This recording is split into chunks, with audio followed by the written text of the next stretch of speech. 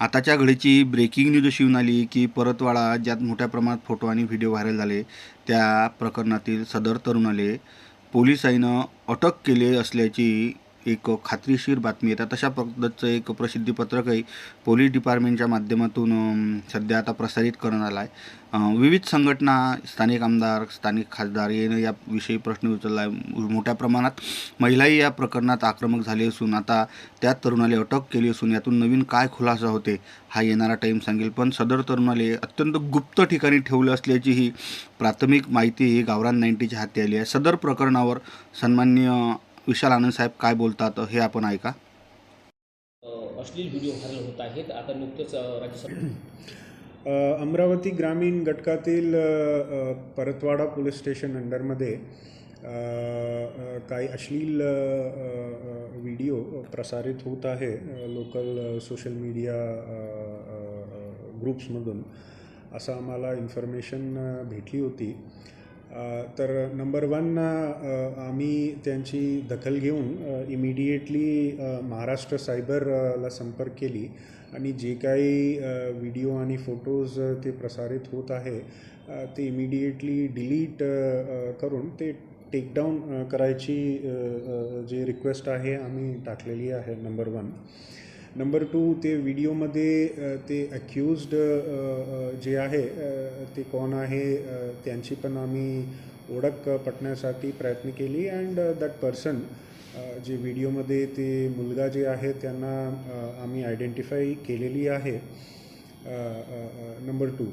आणि तिसरी गोष्टी, आत्तापर्यंत पोलीस स्टेशनला कोणी तक्रारदार म्हणून तक्रार द्यायच्यासाठी कोणी आलेला नाही.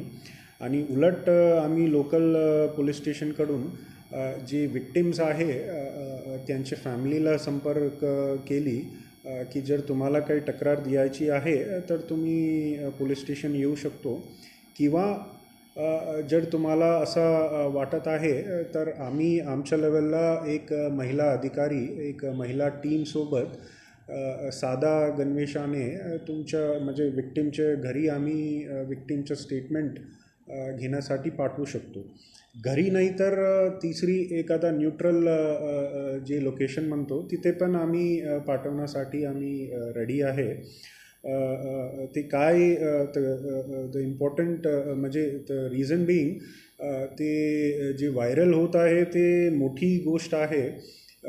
मुली जे विक्टिम्स जे आहे ते सगळे आमचे जिल्ह्यातली मुली आहे.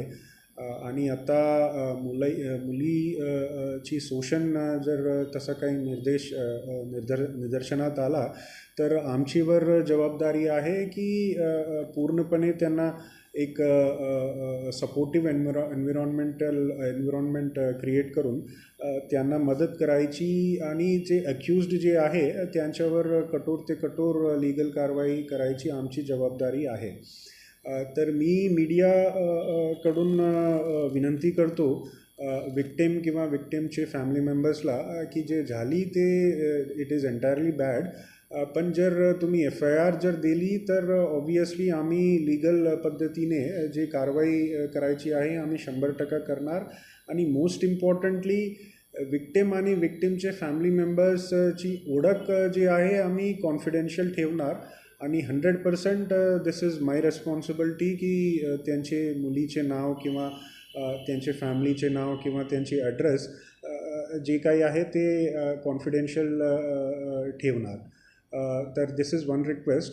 आणि उद्यापासून मीडियाला जे आहे ते पण मी बघितला, तर हा माध्यमातून मी विनंती करतो सगळे जे मुली आहे विक्टिम्स आणि त्यांच्या फॅमिली जे आहे ते फॅमिली मेंबर्सला की प्रशासन आणि पोलीस डिपार्टमेंट पूर्णपणे तुमच्या बाजूला आहे.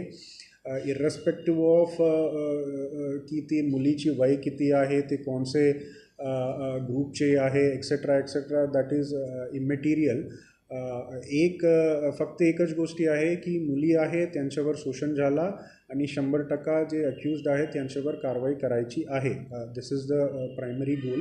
तर अगेन माझी विनंती राहणार विक्टिम आणि त्यांच्या फॅमिलीजला की तुम्ही काइंडली पोलीसला गोपनीय तरीक्यानं तुम्ही संपर्क करून तुमची जे काही तक्रार आहे तुमच्या सोयीनुसार आम्ही तुमची तक्रार घेऊन ते आम्ही कारवाई करणार आहे असा आमची विनंती आहे.